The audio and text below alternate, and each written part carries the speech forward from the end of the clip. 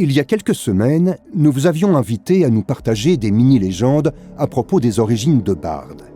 Nous avons été tellement impressionnés par la qualité de vos participations que nous avons décidé de rendre hommage à nos préférés en vous les racontant. La première mini-légende est intitulée « Les trois entraves » par Erilis. En des temps immémoriaux, un homme dit un jour au vent « Je voudrais être libre comme toi. » Alors laisse-la tes jambes, elles te retiennent à terre. Très bien. Abandonne ta voix, elle t'empêche d'écouter.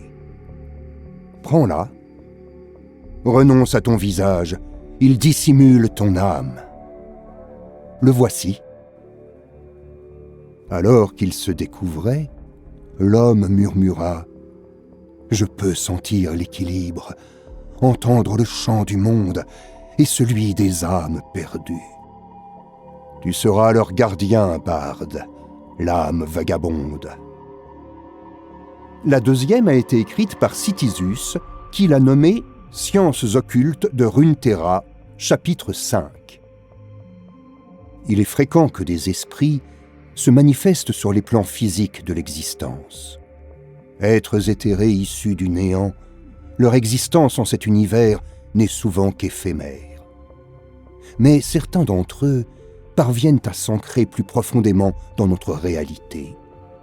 Ces esprits supérieurs semblent être investis d'une mission que seuls peuvent comprendre, comme s'ils avaient des réponses à des questions que nous ne pouvons imaginer.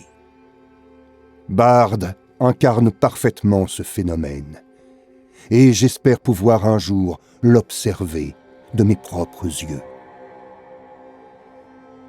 Notre troisième mini-légende coup de cœur est « Écho du Bard » par Notsons. Le monde fut créé par la musique.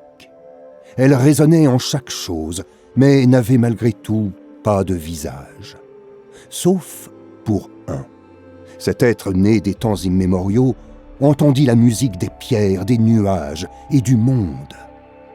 Quand il jouait, il manipulait les mélodies et ceux qui existaient grâce à elles. Alors il manipula sa propre symphonie et la joua si belle qu'elle résonne encore à travers les âges et les étoiles. La musique avait enfin un visage. Ça va barder est notre quatrième préférée et a été écrite par The Winder. Par-delà le monde abyssal et l'abîme hivernal, rôde un curieux être. Coiffé de son masque astral, il parcourt les dimensions de sa démarche sautillante, en quête des fils et filles d'une lune bienveillante. Ainsi drapé de son étoffe magique, le vagabond cosmique s'évertue, portails après portails, à retrouver l'illuminé marmaille. Méfiez-vous toutefois, voyageurs, qu'au détour de la faille de l'invocateur, vous ne vous retrouviez face à l'esprit cajoleur. Et enfin, la dernière s'intitule « L'enfant du néant » par Oricrine Iwench. Enfant du monstrueux néant, il en fut chassé comme un intrus. Il sortit de l'abîme béant, abandonné, seul et perdu. De sa punition, il eut bientôt compensation, et des mips lui furent donnés en compagnon. En échange de sa salvation, lui fut confiée une mission. Vagabond des réalités, du mystique équilibre chargé, c'est maintenant lui qui compense les injustices, les défaillances. Impartial et éthéré, il passe, juge, corrige et s'efface.